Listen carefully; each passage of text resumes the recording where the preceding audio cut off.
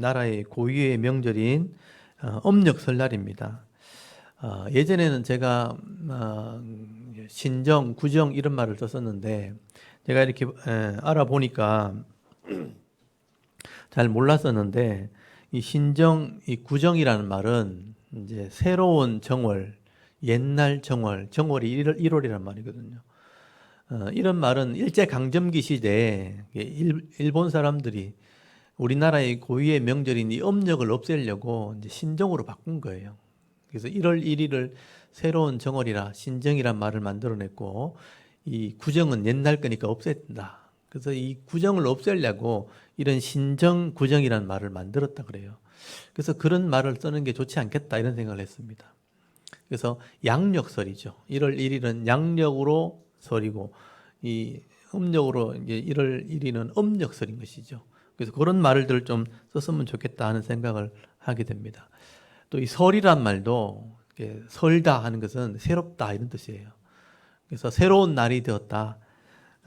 양력으로 새로운 날은 1월 1일이고 음력으로 달을 기준으로 해서 날짜를 계산할 때 음력으로는 오늘이 새로운 한 해가 되는 것입니다. 근데 왜 우리나라는 양력과 음력을 둘 다 세야 되나? 그게 제가 늘 고민했거든요. 그것도 이렇게 생각을 해보니까 예전에 우리가 달력이 없을 때, 시계도 없고 달력도 없을 때 날을 계산할 수가 없는 거예요. 그래서 달을 보면서 날수를 계산했다 그래요. 그래서 이 달은 이제 1월 1일 날이 초성달로 시작해서 15일 보름이 되면 보름달이 되는 거예요. 온달이 되는 겁니다. 거기서부터 또 줄어들어서 또 초성달 되면 한 달이 끝나는 거예요. 그래서 달을 보면 이제 15일 다 돼 가는구나. 그 보름달을 기준으로. 이게 초성달 돼 가면 한 달 다 끝나구나. 이렇게 계산을 했던 거예요. 그래서 달을 보면서 날을 계산하다 보니까 이게 이 달을 따라서 이 날짜를 다 정했다 그래요. 그래서 이 달을 기준으로 생일도 정하고 또 기념일도 정하고 또 명절이 되면 음력으로 날짜를 다 정해 놓은 겁니다. 근데 문제는요, 이게 양력하고 이렇게 태양어를 기준으로 하는 달력이 나오면서부터 양력으로 계산하게 되는데 양력은 또 농사를 지을 때 양력을 쓰게 돼요. 왜냐하면 계절을 맞춰야 되니까. 그래서 음력은 양력과 차이가 난다는 게 문제인 거예요. 음력으로 계산을 하게 되면 달이 지구를 한 바퀴 도는 것으로 계산을 하기 때문에 1년을 계산하면 354일밖에 안 돼요. 그리고 태양력을 기준으로 하게 되면 지구가 태양을 도는 것을 기준으로 하면 1년이 365일 6시간입니다. 그래서 이게 시간을 계산하면 11일이 차이가 나는 겁니다. 그래서 이제 이거 차이를 이제 만회하기 위해서 4년에 한 번 이제 거기 달을 하나 집어넣죠. 그걸 윤달이라 그러죠. 윤달을 집어넣어서 계산을 맞추게 되는 거예요. 근데 우리가 오랫동안 우리 할아버지 때나 손조들이 달을 보면서 날짜를 다 음력으로 맞춰놨기 때문에 양력을 쓰게 되면서부터 이제 착오가 생기니까 문제가 되어 오기 시작한 것입니다. 근데 그걸 바꿀 수가 없는 거죠. 오랫동안 우리가 음력으로 날짜를 다 정해놨기 때문에 사실 저도 우리 아버지 시대, 우리 할아버지 시대 생일이 음력으로 돼 있어요. 지금 여러분도 음력으로 날짜 계산하는 사람 많죠? 왜냐면 우리 아버지 때 다 그렇게 했으니까. 저도 음력으로 1월 6일이 생일이에요. 그래서 그 양력으로는 2월 22일이란 말이에요. 그래서 주민등록증에는 2월 22일로 돼 있는데 생일은 맨날 음력으로 지내는 거예요. 음력 1월 6일. 오늘 음력으로 1월 1일이니까 이제 6일 지나면 제 생일인 거예요. 제 동생은 음력 1월 1일이 생일이 또. 오늘 설날이 생일입니다. 그러니까 음력으로 다 날짜를 이렇게 정해오다 보니까 양력으로 이렇게 바꿔도 이게 바꿔지지가 않는 거죠. 왜냐하면 모든 기념일이나 명절이 다 음력으로 기록이 되어 있기 때문에. 그래서 아마 음력으로 이렇게 날짜를 정하는 걸 다 없애고 그렇게 우리 선조들이 하던 습관을 가진 어른들이 다 없어져야 양력으로 통일되지 않을까. 그게 되지 않는 한은 우리나라는 계속 음력과 양력을 동시에 써야 될 겁니다. 그래서 이렇게 동시에 쓰는 것을 어쩔 수 없다. 제가 없애려고 해봐도 될 수 있는 게 아니다 하는 생각을 하게 된 것입니다.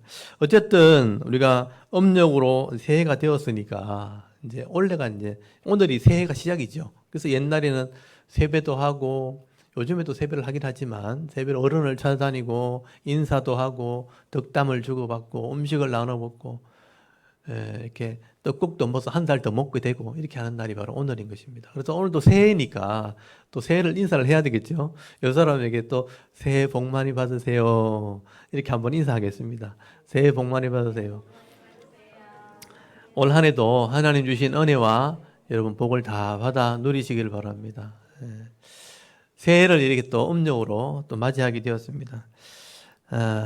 그래서 우리는 어쩔 수 없이 이제 음력을 또 이렇게 지내게 되었으니까 또 새해 새로운 마음으로 또 한 해를 여러분 시작할 수 있기를 바랍니다. 오늘은 또 새해 첫날 또 욥기서 28장 말씀을 우리 함께 나누기를 원합니다. 28장에 기록되어진 이 말씀을 통해서 하나님께서 주시는 은혜가 있습니다. 이 은혜를 오늘도 이 시간에 우리 성도님들과 온 가족이 함께 받아 누리기를 바랍니다. 여러분 욥기서 28장은요. 우리 27장과 연결이 되어져서 우리 지난주에 욥의 마샬이라고 했죠. 지혜의 글들. 욥의 지혜의 글들이 이어지게 됩니다. 욥이 깨달은 이런 지혜의 글들 중에 특별히 오늘은 지혜와 명철이 무엇인가 하는 것을 기록을 하게 됩니다. 이 지혜와 명철이 뭔가? 욥이 깨달은 것을 기록한 거예요. 여러분 사람들이 이 땅을 이제 한평생 살아갈 때 어리석은 삶을 살지 않고 또 후회되는 인생을 살지 않기 위해서는 이런 지혜와 명철이 반드시 있어야 한다는 겁니다. 그래서 욥은 이런 지혜와 명철이 뭔가, 또 이런 지혜와 명철의 가치는 어떤 것인가 지금 욥의 친구들에게 설명을 하는 거죠. 어떻게 보면 설교를 하는 겁니다. 그래서 여러분 오늘 28장 1절에서 11절까지 말씀해 보시면 욥은 이런 지혜와 명철의 가치를 설명을 하면서 이 땅에 있는 것으로 비유를 하게 됩니다. 이 땅의 사람들이 금이나 은이나 보석을 찾아내는 그런 것을 가지고 비유를 하면서 이 땅에서는 이런 지혜와 이런 명철은 없다라는 것을 설명을 하게 됩니다. 먼저 욥은 이 땅에서 우리가 가장 귀한 것, 금이나 이런 보석들은 참 귀한 것이다. 그런 것을 설명을 먼저 하게 되는데요.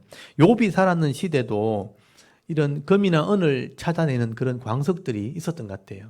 그래서 여러분 1절, 2절 한번 보십시오. 은이 나는 곳이 있고 금을 재련하는 곳이 있으며 철은 흙에서 캐내고 동은 돌에서 녹여 얻느니라 그렇게 말씀을 합니다. 여러분 금이나 은이나 또 철이나 이런 동이나 다 땅 속에 묻혀 있는데 사람들이 그게 어디 묻혀 있는지를 모르는 거예요. 그래서 굴을 파고 줄을 타고 땅에 내려가 가지고 그걸 막 파헤치고 곳곳을 찾아다닌다는 겁니다.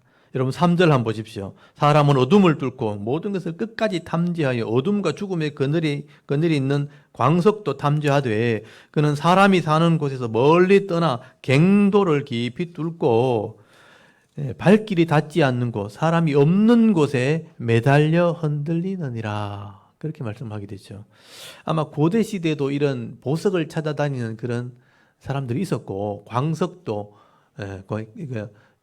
이게 갱도가 나오는 걸 보면 탄광은 탄을 키우고 보석을 캐는 이런 굴이 있었던 것 같아요. 그래서 이 사람들이 금이나 은을 찾기 위해서 보석을 찾기 위해서 구석구석 또 멀리까지 가서 굴을 뚫고 줄을 매달고 들어가서 그걸 찾아낸다는 겁니다. 그래서 5절에 보시면요. 음식은 땅으로부터 나오나 그 땅 밑은 불처럼 변한다. 그런 말씀을 하게 되죠.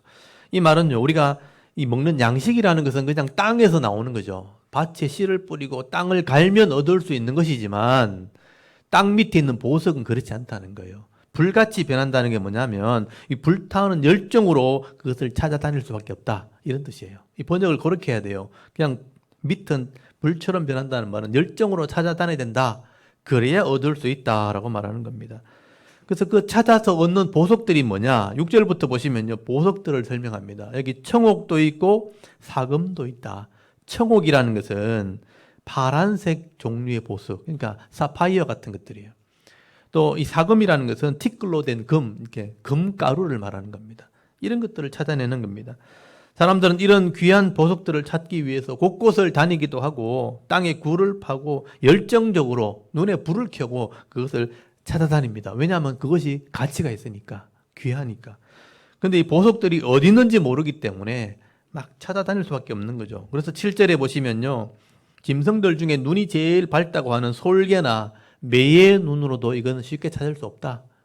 찾을 수 없는 거죠. 아무리 높이 가서 올라가도 땅 속에 있는 걸 어떻게 알겠어요? 8절에 보시면 용병스러운 사자도 그것을 찾을 수 없다는 거죠. 그것을 밟을 수 없고 지나갈 수 없다. 용감하다고 얻을 수 있는 게 아니라는 거예요. 9절에 보시면요. 사람들이 단단한 바위를 쪼개야 되고요. 또 산의 뿌리를 뒤집어 엎어서 불 속에 들어가서 산 하나를 다 날려서라도 그것을 찾아낸다. 그래서 감추인 것을 밝은 곳으로 가지고 나온다.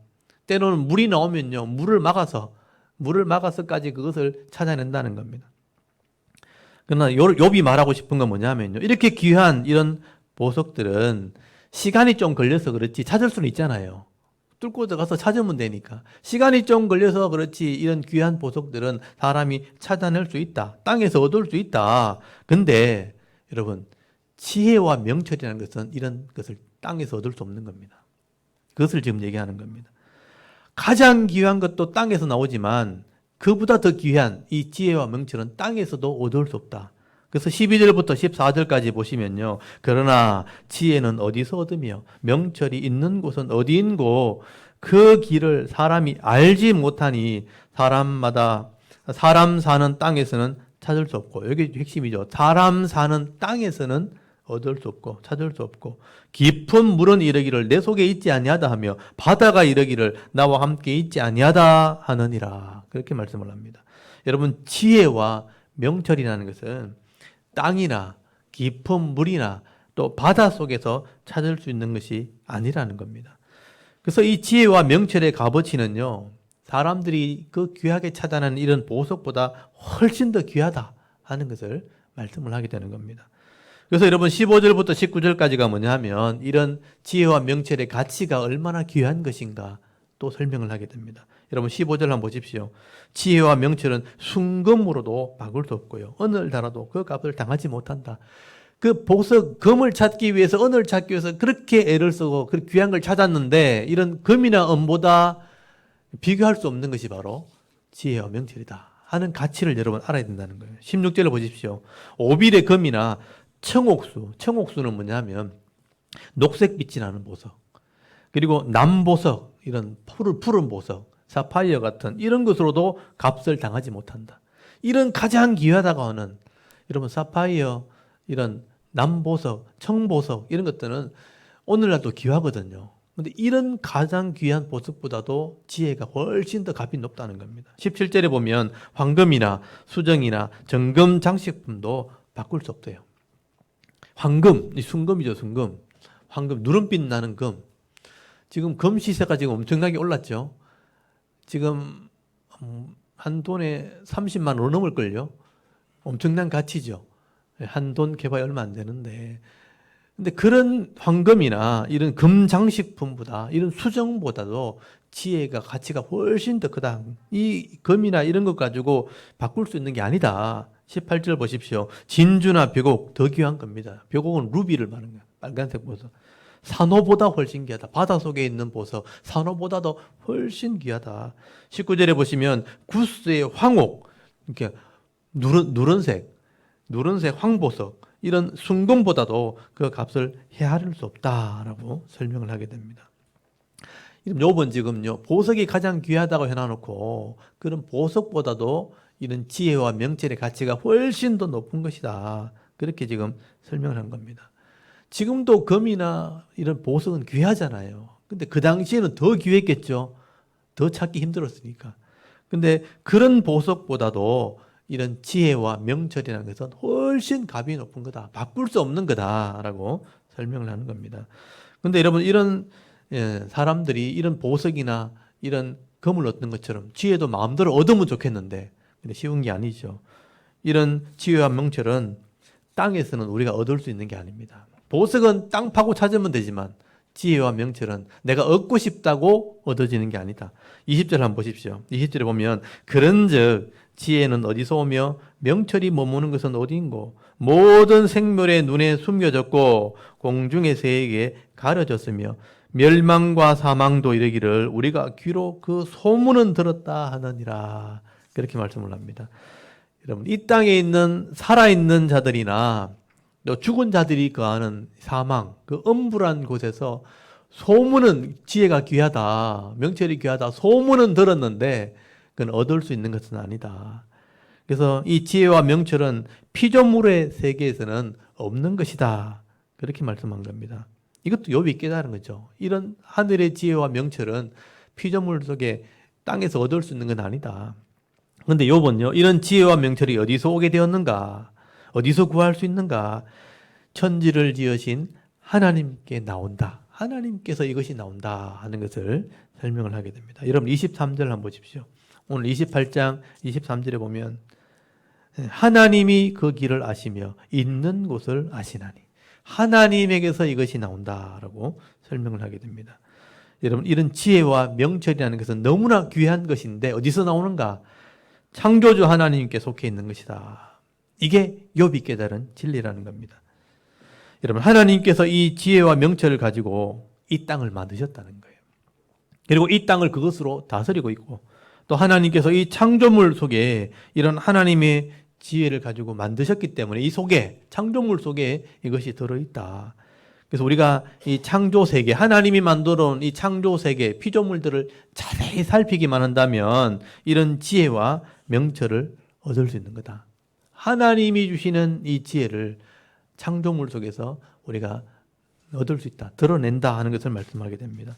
그래서 여러분 24절 한번 보십시오. 24절에서 26절까지 보시면 이게 참 중요한 말씀입니다. 이는 그가 땅 끝까지 감찰하시며 온 천하를 살피시며 바람의 무게를 정하시며 물의 분량을 정하시며 비 내리는 법칙을 정하시고 비구름, 이거는 번개를 말합니다. 번개의 길과 우리의 법칙을 만드셨습니다. 그렇게 말씀하죠. 욥이 이걸 깨달은 거예요. 하나님께서는 이 땅을요 지혜로 또는 명철로 만드셨을 뿐 아니라 온 땅과 이 온 천하를 감찰하신다는 것은 다 살피신다는 거예요. 다 그것을 지키시고 살피시고 그것을 다스리시는 분이라 그렇게 말씀을 하게 됩니다. 그래서 사람들이 이해할 수 없는 이런 법칙들이 이 땅에 존재한다는 거예요. 변하지 않는 어떤 자연의 법칙들을 가지고 하나님께서 이 땅을, 이 우주를, 이 자연을 운행을 하고 계신다는 것입니다.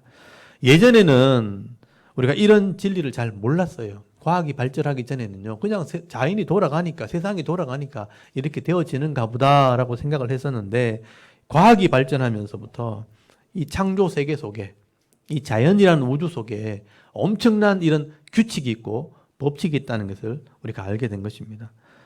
그래서 여러분 이 우주가 이 세상이 이 인생이라는 것이 그냥 이렇게 돌아가는 것 같지만 그렇지 않다는 거예요. 시간이 많은 이런 과학자들이 이렇게 연구를 해보니까 철저하게 이런 법칙이 있다는 거예요. 규칙이 있다는 것을 알게 된 것입니다. 땅에 있는 우리 모든 사람들이 땅에 붙어 있잖아요. 이거 알게 된 사람이 뉴턴이죠. 만유인력의 법칙. 예. 그 모든 지구 중심에서 당기는 힘이 있기 때문에 모든 물건들은 땅으로 떨어지게 돼 있다. 뭐 철이든 종이든 나무든 간에 공중으로 날아가지 않고 항상 땅으로만 떨어지게 돼 있는 것은 법칙이 있던 거죠.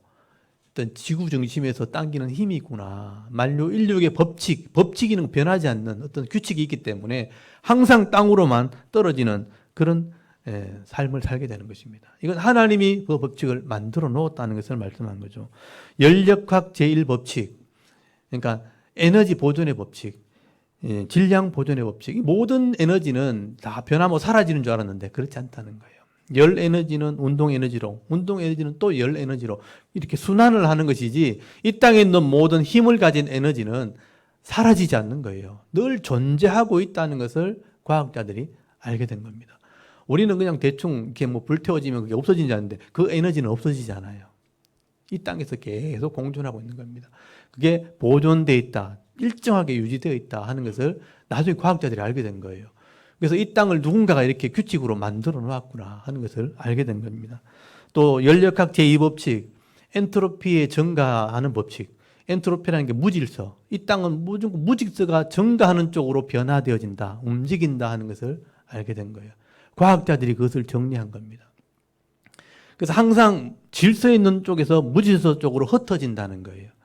그러니까 물이 땅에 퍼질 때 한 곳에 동그랗게 뭉쳐 있지 않고 물이 흐르면 항상 흩어지게 돼 있어요. 공기도 흩어지게 돼 있고 흩어지는 게 무질서 쪽으로 간다는 거죠. 엔트로피라는 게 무질서라는 개념인데 점점점 흩어지는 쪽으로 흘러가도록 돼 있다. 그래서 성경에 말하는 대로 이 땅에 새 것이라는 건 존재하지 않는다. 새 것은 항상 흩어지게 돼 있고 깨어지고 낡아지게 되어 있다. 우리가 처음 태어나면 다 새 것인 것 같은데 시간이 지나면서 점점 이렇게 늙어지는 거잖아요. 낡아진다고 되는 거예요. 성경은 그걸 낡아진다고 표현하는데 이 땅은 점점점 흩어지고 낡아지는 무질서 쪽으로 가는 법칙을 가지고 있는 거예요. 그건 변동될 수 없는 것입니다. 그래서 새 것은 존재하지 않아요. 우리가 새 물건을 딱 사가 뜯으면 그때부터 낡아지기 시작하는 거예요. 그게 법칙이라는 것을 알게 된 것입니다. 그래서 이 땅에 있는 것은 다 하나님의 법칙대로 되어진다는 것을 과학자들이 알게 된 것입니다. 그래서 이런 이 법칙들을 우리가 거스를 수 없어요. 흠 것을 새 것으로 만들 수 없어요. 다 이게 흩어질 수밖에 없는 것입니다. 그래서 여러분, 이 과학자들이 이 땅에 있는 이 질서를 연구해 보니까 이 땅에는 변하지 않는 것들이 다 있구나. 법칙이 다 있구나. 이런 법칙이 이 땅을 유지하고 있고, 그래서 지금도 지구가 이렇게 항상 이런 상태를 유지하고 있다는 것을 알게 된 것입니다. 그렇다면 여러분, 이 땅에 있는 이런 모든 법칙과 이런 변하지 않는 질서들을 과학자들이 만들어낸 겁니까? 그렇지 않잖아요. 과학자들은 그냥 있는 것을 발견해낸 것밖에 없어요. 알아낸 겁니다. 그럼 누가 그걸 잊게 했고 누가 그 질서를 만들어 놓았는가? 진화론자들은 하나님을 믿지 않으니까, 하나님의 존재가 없다고 생각하니까 저절로 그렇게 되었다라고 얘기해요. 자연의 질서가 저절로 그렇게 되었다. 그게 어떻게 보면 굉장히 무식한 말이잖아요.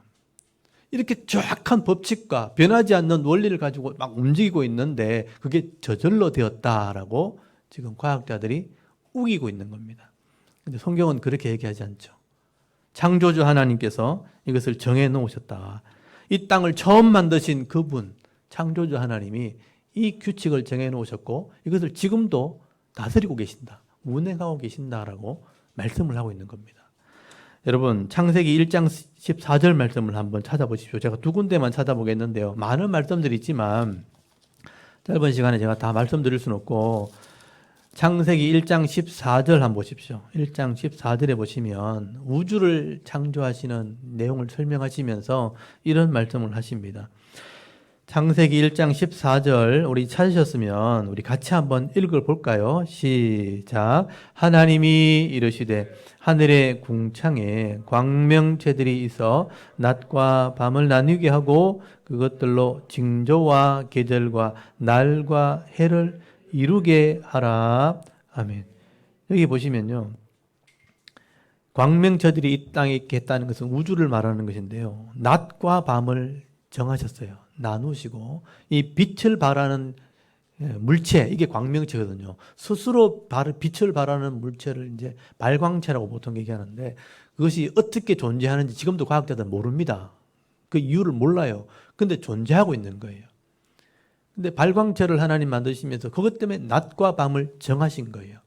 일정하게 정하셨고 그것 때문에 별들이 움직이면서 징조라는 게 징조가 뭐냐면 어떤 사건들을 나타내는 어떤 그런 사인을 말해요. 사인을 만들고 계절과 날과 해, 한 해를 다 정하신 거예요. 이런 기간과 날짜를 하나님 다 정해 놓으셨다는 것이죠. 그래서 이것 때문에 양력도 나오고 음력도 나오게 된 거예요. 지구를 조금 기울여 가지고 이 오차를 만들어 가지고 시간을 계산하게 만드는 거예요. 그래서 양력과 음력이 왜 존재하는가 나중에 알아봤더니 정확한 날짜를 계산하기 위해서 이 양력과 음력이 존재하다는 것을 알게 된 거예요. 그래서 태양을 주기로 날짜를 계산하는 것과 달을 주기로 날짜를 계산하는 게 차이가 나기 때문에 그 한 날을 찾을 수 있는 날이 되는 거예요. 하나 예를 들면 오늘 같은 날이 오늘이 음력으로 1월 1일이지만 양력으로는 1월 22일이죠. 이 1월 22일인데 음력으로 1월 6일은 하루밖에 없어요. 겹쳐지는 하루. 요 한 날이 그럼 똑같은 날이 언제 또 오는가? 음력으로는 1월 1일인데 양력으로 1월 22일이 언제 또 똑같이 나오겠어요? 여러분 아십니까? 혹시 그런 상식 가지고 계세요? 내년에는 1월 22일이 음력 1월 6일이 아니겠죠? 바뀌겠죠? 차이가 있으니까. 그럼 똑같은 1월 22일인데 음력 1월 6일이 딱 되는 날은 언제 올까요? 잘 모르시죠? 네? 몇십 년, 19년이 지나야 옵니다. 그러니까 19년 주기로 이게 바뀌는 거예요. 나중에 계산해 보시면 그렇게 온답니다. 그래서 이렇게 19년 안에 오늘 같은 날 하루밖에 없죠. 양력과 음력이 1월 22일이면서 1월 6일이 되는 날은, 음력 1월 1일이면서 1월 22일이 되는 날은 오늘 하루밖에 없죠. 19년 안에는 하루밖에 없는 거예요. 다음 19년 돼야 또 하루 있는 거죠. 그래서 어떤 큰 사건만 알고 있으면 이 날을 찾을 수 있는 거죠. 그래서 이런 사건과 함께 양력 1월 22일이면서 1월 6일에 무슨 일이 벌어졌다, 1월 1일에 무슨 일이 벌어졌다 하면 어떤 큰 사건 옆에 그 날이 그 날인 거예요. 그래서 날짜를 찾을 수 있도록, 연도를 찾을 수 있도록 이렇게 음력과 양력이 달라지게 계산을 해놨다는 거예요. 안 그러면 그 날을 찾기 쉽지 않다는 거예요. 그래서 역사를 연구하시는 분이 어떤 사건이 벌어졌을 때 그게 몇 해인가, 몇 년도인가 찾을 때 이런 원리를 가지고 찾는다는 거예요. 그래서 예수님 생일도 이렇게 찾을 수 있어요. 예수님 생일과 별의 움직임과 그때 보면 별이 뭐 나타났다 없었다 이러잖아요. 그게 토성하고 금성이거든요. 그 토성과 금성을 이게 주기를 계산해 보면 그게 나타났다 없었다 하는 그 이스라엘에서 봤을 때 또는 또 바벨론에 봤을 때 나타났다 없었다 하는 기준이 있어요. 그 기준을 딱 찾으면 그게 나타나는 현상이 380년마다 한 번씩 오거든요. 그 현상이. 그러면 그 380년 안에 이 하루는 그거밖에 없는 거예요. 그래서 예수님 생일을 찾을 수 있는 거예요. 그래서 여기 징조라는 말이 거기서 나온 거예요. 별들을 보면 날짜를 계산할 수 있어요. 그거는 그 창세기부터 종말까지 계속 똑같은 궤도로 움직이기 때문에. 그래서 이런 질서와 이런 규칙을 하나님께서 만들어 놓으셨다는 것을 우리는 알게 된 것입니다. 그래서 우주 속에는요, 그냥 움직이지 않습니다. 이런 우주가 모든 법칙을 따라 움직이듯이 몸의 모든 원리도 법칙을 따라서 움직입니다. 그래서 우리가 뭐 한의학을 공부하시는 분은 몸에 뭐 음양 오행 하면서 막 원리를 설명하죠. 어디가 아프면 어디를 만지고 뭐 이렇게 하잖아요. 그게 다 원리와 법칙이 있기 때문입니다. 여러분 한국말도 찾아볼게요. 예레미야서 33장 한번 찾아보십시오. 예레미야서 33장.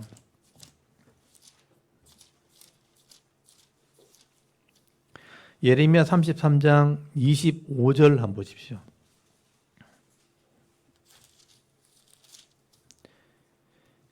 25절, 26절까지 한번 읽어볼까요? 33장 25절, 26절 우리 찾으셨으면 한번 읽어보겠습니다. 시작.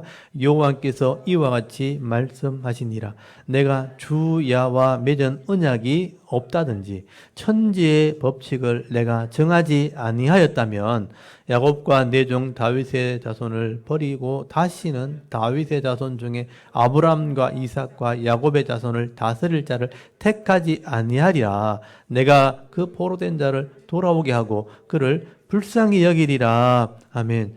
여기 보시면 내가 해와 달에 거기 주야의 법칙, 주야의 법칙은 밤낮의 이런 기준, 이런 언약을 내가 없었다면 또 천지의 법칙이란 말 나오죠. 천지의 어떤 기준, 법을 정하지 않았다면 내가 다윗을 버렸을 거다. 이 말은 다윗은 지금 버리지 않았거든요. 그렇다면 이 법칙은 내가 정했단 말이에요. 주야의 언약, 밤낮의 기준, 하나님께서 정하신 거죠. 이건 태양의 주기를 말하는 것입니다. 내가 천지의 법칙을 정해놓았기 때문에 이 땅이 지금도 움직이고 있다. 그렇게 말씀을 하고 있는 거예요. 여러분 욥은 지금 이런 지혜를 가지고 있는 겁니다. 오늘 28장 한번 보십시오. 욥이 이런 천지의 기준과 법칙은 하나님이 정하신 것이다. 이게 하나님의 지혜와 명철이라는 것입니다. 그래서 거기 25절 한번 보십시오. 24절부터 보시면 이는 그가 땅 끝까지 감찰하신다. 땅 전체를 눈으로 본다는 거죠. 온 천하를 살핀다는 것은 다스린다는 거예요. 다스리고 있고 비 내리는 법칙을 정하셨고요. 비구름의 길이와 비구름의 길, 이 비구름의 길은 뭐냐면 천둥이 가는 길과 우리의 법칙을 만드셨다. 그렇게 설명을 하게 되죠. 어떻게 하면 비가 이렇게 뭉쳐졌다가 빗물이 뭉쳐졌다가 무게가 어느 걸 차면 거기에 비가 떨어지게 되죠. 그 원리를 우리가 어떻게 알겠어요? 수증기가 올라가서 찬 공기를 만나게 되면 그것이 먹구름이 변하게 되고 그것이 이제 차게 되면 땅으로 떨어지게 되는 그 무게와 모든 질서를 하나님 만들어 놓았다는 거예요. 또 그게 눈으로 변하는 것도 어떻게 변할까요? 그 나중에 또 나옵니다. 눈을 하나님이 얼음 창고나 그런 창고에서 눈을 만드셔서 땅에 내린다고 돼 있어요. 바람을 움직이시는 하나님. 이 바람이 가는 길도 여기 보면 천둥에 가는 길, 번개에 가는 길도 하나님께서 그냥 가는 게 아니라는 거예요. 천둥이 치면 이렇게 막 이렇게 뭐 치잖아요. 번개가 치면 번개 이렇게 잠깐 동안 보이잖아요. 근데 그 가는 길을 그냥 가는 게 아니라고요. 그 가는 길대로 이렇게 가도록 하나님께서 다 법칙을 만들어 놓았다라고 말씀을 하게 됩니다. 나무 가지가 이렇게 가지가 이렇게 뻗이잖아요. 그 가지가 그냥 뻗이는 게 아니에요. 그 원리를 따라서 가지가 이렇게 뻗어나가요. 그래서 모양이 다 아름답잖아요. 보기 아름답죠. 그 가지가 뻗어나가는 그 모든 그 개수와 모든 방향들이 원래 법칙대로 나가도록 되어 있어요. 그걸 연구하시는 분도 있어요. 이파리가 나오는 각도, 이것도 다 하나님께서 정해 놓은 거예요. 하나님께서 다 정한 법칙대로 움직이고 하나님 계산대로 움직이는 것입니다. 그리고 27절에 보시면요. 그때 그가 보시고 선포하시며 굳게 세우시며 탐구하셨고, 하나님이 다스린다는 뜻이에요. 하나님께서 다 보시고 그걸 선포했다는 거예요. 정해놓았다는 거죠. 그리고 그걸 다 세우고 또 이렇게 탐구한다, 조사해낸다, 그렇게 말씀하는 겁니다. 크게는 천지 만물과 또 이렇게 우주의 온 질서를 하나님께서 세우시고요. 또 나라와 민족들을 이렇게 다스리시고요. 또 사람들의 관계 속에서 다 섭리하시고, 심지어 사람의 몸 속에 있는 이런 작은 세포 하나까지라도 하나님께서 지혜로 다스리신다. 여러분, 이 모든 것을 정하시고 다스리신 분이 창조주 하나님이시라는 거죠. 그래서 여러분, 우리 인생에 이 참 지혜와 명철을 얻기 위해서는 창조주 하나님을 우리가 바로 알아야 된다는 것입니다. 여러분, 이 하나님께로부터 오는 이런 지혜와 명철을 얻게 될 때 이 하나님의 지혜가 우리 영혼을 구원하는 겁니다. 이런 하나님의 지혜를 알 때 우리의 생명 자체가 가치를 가지게 되고요. 또 우리가 인생을, 시간을 의미 있게 살아갈 수 있게 되어진다는 것입니다. 그래서 욥은 이 땅에서 참 지혜와 명철이 뭔가 딱 한마디로 정리를 한 게 28절이에요. 오늘 마지막 28절이 욥이 정리한 이 지혜와 명철입니다. 우리 28절을 다시 한번 읽어볼까요? 28장 28절 한번 읽어보겠습니다. 시작. 또 사람에게 말씀하셨도다. 보라, 주를 경외함이 지혜요, 악을 떠남이 명철이니라. 아멘. 주를 경외하는 것이 지혜다. 그러니까 하나님을 아는 것, 창조주 하나님을 내가 이해하는 것이 지혜고, 악에서 떠나는 것이 명철이다. 명철은 전체를 살피는 통찰력을 말하는 거예요. 그러니까 우리가 인생을 딱 살아갈 때 지금 내 앞에 있는 요거밖에 안 보이잖아요. 지금 내 앞에 당한 문제, 내가 지금 올해 내가 해야 될, 그렇지만 인생 전체를 보면서 오늘 살아가는 것과 오늘만 보고 오늘 살아가는 건 다른 거예요. 내 마지막까지 보면서, 심지어 마지막 이후에 영적인 세계까지 보면서 오늘을 보는 시각과 아무것도 모르고 오늘만 보는 사람들은 뒤에 뭐가 있는지 아무도 모르는 거예요. 그냥 땅만 보고 걸어가는 것 똑같은 거예요. 그러니까 전체를 보는 것을 우리 명철이라고 그래요. 그래서 이걸 분별력이라고 보통 얘기하는 것입니다. 이렇게 창조주 하나님을 아는 그 지혜, 이 땅을 어떻게 다스리고 어떻게 운행하고 어떻게 이렇게 세상이 돌아가는가 아는 걸 지혜, 이거 하나님을 경외한다는 게 하나님을 안다는 거죠. 하나님을 아는 것이 지혜고, 또 이 땅의 전체가 어떻게 돌아가는가 막 전체를 다 살피고 있는 것을 통찰력이라고 보통 얘기하는 겁니다. 이게 있어야 되는 거죠. 그래서 솔로몬은 이런 지혜를 듣는 마음이라고 해요. 듣는 마음. 여러분, 지혜란 말이, 솔로몬이 말했던 지혜는 듣는 마음, 하나님의 소리를 듣는 마음, 하나님 말씀을 듣는 마음, 이 듣는 마음이 있어야 지혜가 생기고, 또 명철이라는 것을 이해를 했다는 거죠. 전체를 이해하고 인생을 이해하고 어떻게 결론까지 오는, 내가 이런 일을 했을 때 어떤 결론이 온다는 것을 알고 이걸 하는 거예요. 그걸 통찰력이라고 그래요. 우리가 뭘 결정할 때 모르겠다, 나중엔 모르겠고 지금 좋다 하고 결정해버리면요, 나중에 어떻게 될지 모르는 거예요. 근데 이 통찰력이 있는 사람은, 명철이 있는 사람들은 내가 이렇게 결정했을 때 이런 결과고, 이렇게 결정하면 이런 결과가 온다면 이렇게 결정하는 게 서로 계산해보면 이게 훨씬 낫다, 그렇게 결정해서 결정한다는 거예요. 그걸 통찰력이라고 그래요. 내가 어떤 진학을 할 때, 과를 선택할 때, 사람을 사귈 때, 사업을 할 때, 어떤 사업을 결정할 때, 이거 한번 결정하면 어떻게 될지 모르잖아요. 그것까지 다 전체를 보는 거예요. 그 세상의 흐름을 보는 거예요.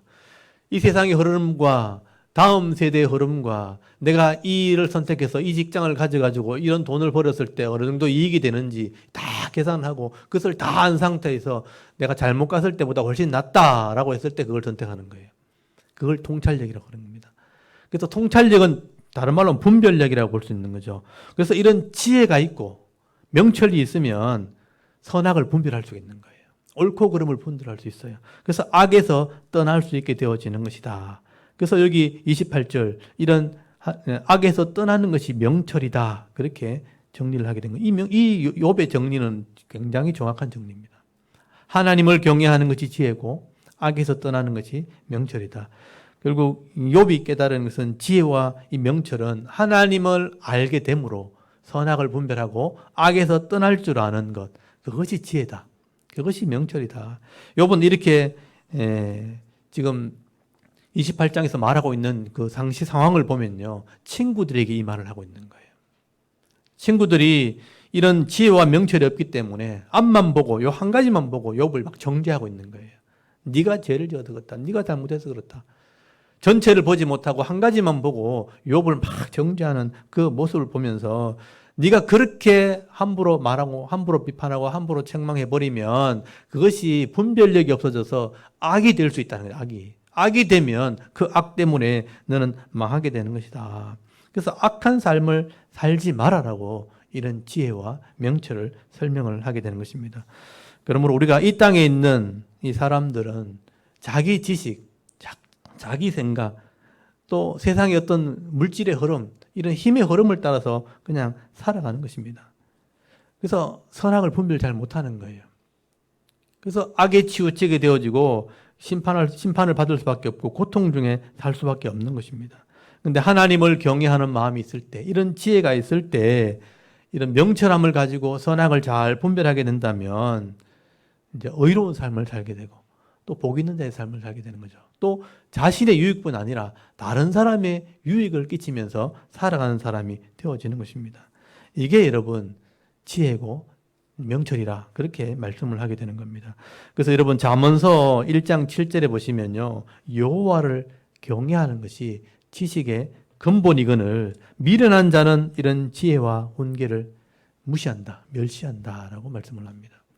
정말 하나님을 아는 지혜와 명철을 아는 사람들은 하나님을 경외하는 겁니다. 그 하나님의 지식을 쫓아간다는 거예요. 그게 신앙이라는 거예요. 근데 미련한 사람은 자기 생각을 쫓아가요. 내가 단 줄 아는 거죠. 내 머릿속에 있는, 뇌 속에 있는 지식이 이게 단데 이 우주를 보지 못하고 내 속에 있는, 머릿속에 있는 지식만 따라가다 보니까 하나님의 지혜를 멸시해버립니다. 무시해버리죠. 그래서 고통 속에 사는 겁니다. 해결이 안 되는 거예요. 너무너무 힘든 인생을 사는 거죠. 여러분 이 땅에서 가장 지혜롭다고 하는 이런 솔로몬이, 그나마 성경상에 기록된 사람 중에 가장 지혜를 많이 받았다고 하는 솔로몬이 결론이 뭔지 아세요? 하나님의 법을 따라가라는 거예요. 그게 지혜라는 겁니다. 여러분 전도서 12장 한번 펴보세요. 마지막으로 한번 봅시다. 전도서 12장. 그래도 이 땅에서 제일 지혜롭다 하는 사람이 솔로몬이잖아요. 그 솔로몬이 말한 결론은 그게 진짜 지혜란 말이죠.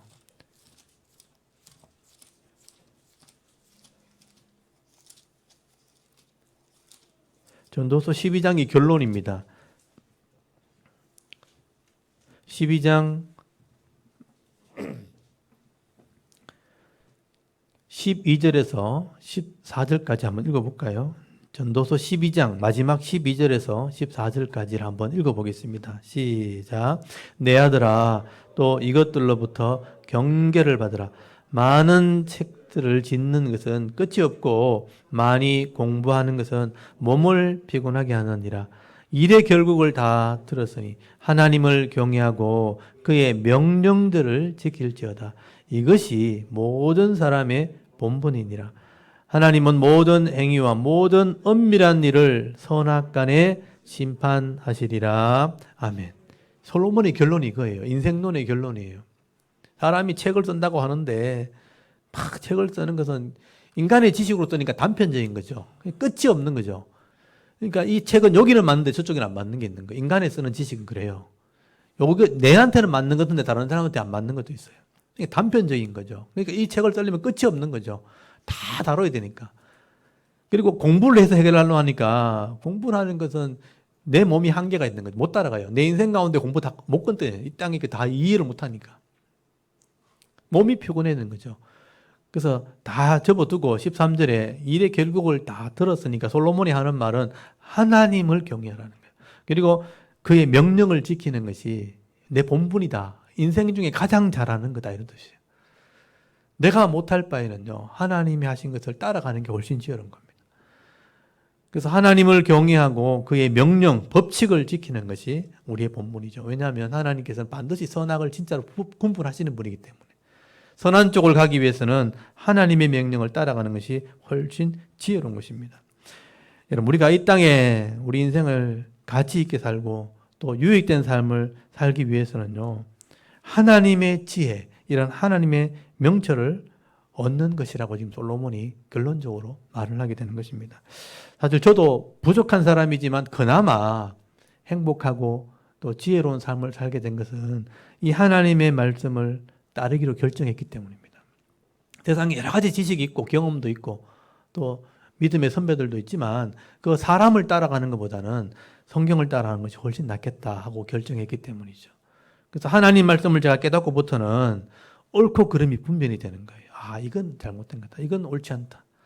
옳고 그름이 분별이 되니까 잘못된 길을 가지 않게 되니까 그게 지혜가 되는 겁니다. 그래서 오른쪽으로만 가게 되면 늘 좋죠. 평안하죠. 그래서 기쁨도 있고 삶의 가치를 깨닫게 되는 거죠. 그러니까 행복한 삶을 살게 되어지는 것입니다. 여러분, 작은 것이지만요, 깨닫고 믿음으로 우리가 실천하고 살아간다면요, 그 속에 기쁨이 있습니다. 반드시. 왜냐하면 옳은 것이기 때문에.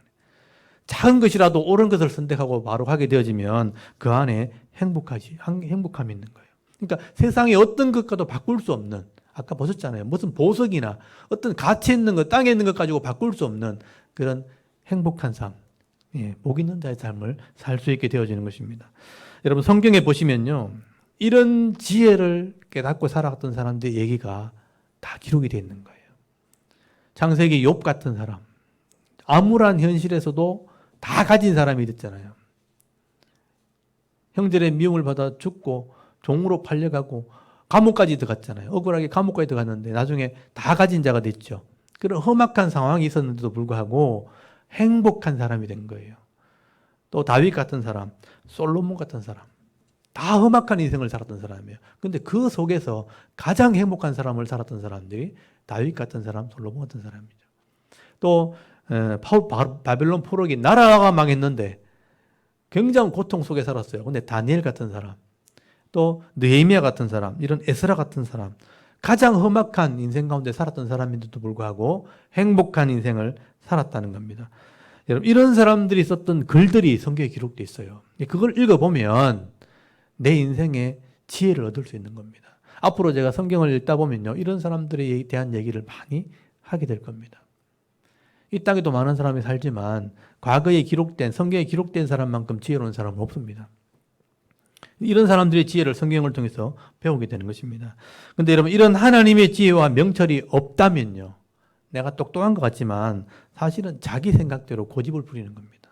내 생각대로 내 지혜의 한계 속에서 그냥 살아가는 거죠. 선악이 분별이 되지 않아요. 그러니까 이리 부딪히고 저리 부딪히는 겁니다. 나이가 어릴수록 그것도 심해요. 이렇게 해보고 저렇게 해보고 하는데 그게 해결이 안 돼. 고통과 염려와 근심 속에 사는 겁니다. 남들 보면 식이 나고 질투나는데 나는 안 되지. 그러니까 고통과 염려, 분과 화 속에서 그냥 살아가는 거예요. 그래서 그 해결되지 못하면 거기서 끝나는 겁니다. 내 지식으로 살아가는 것, 내 생각대로 살아가는 것이 참 어리석다고 성경은 얘기하게 되는 거예요. 고통 속에 사는 겁니다. 그래서 오늘 이 욥의 지혜를 여러분 배울 수 있기를 바랍니다. 욥기서 28장, 이 땅의 지혜와 명철의 가치가 얼마나 귀한 것인가. 세상에 평생 모으려고 하는 돈이나 보석보다 훨씬 귀한 겁니다. 이 지혜와 명철을 가지게 되어지면 인생이라는 것을 가치 있게 살 수 있게 되고, 그래서 가장 행복한 인생을 살게 되어지는 것이죠. 오늘 이 욥기서 말씀을 여러분 깊이 묵상하시고, 이 음력 설날 아침에 새해를 시작하는 이 아침에 마음속에 깊이 묵상하시면서 이런 하늘의 지혜와 이 명철을 깨달으시고요. 또 하나님을 알지 못하는 자들에게 내가 받은 이런 은혜를 욥처럼 나누어주고 섬기는 자의 삶을 살아갈 때 이런 많은 사람들 그래도 옳은 대로 인도할 수 있는, 그래서 하늘의 별같이 이 빛나는 삶을 살아가는 저와 여러분의 이런 영적인 삶의 모습이 되실 수 있기를 주의 이름으로 축원합니다. 아멘.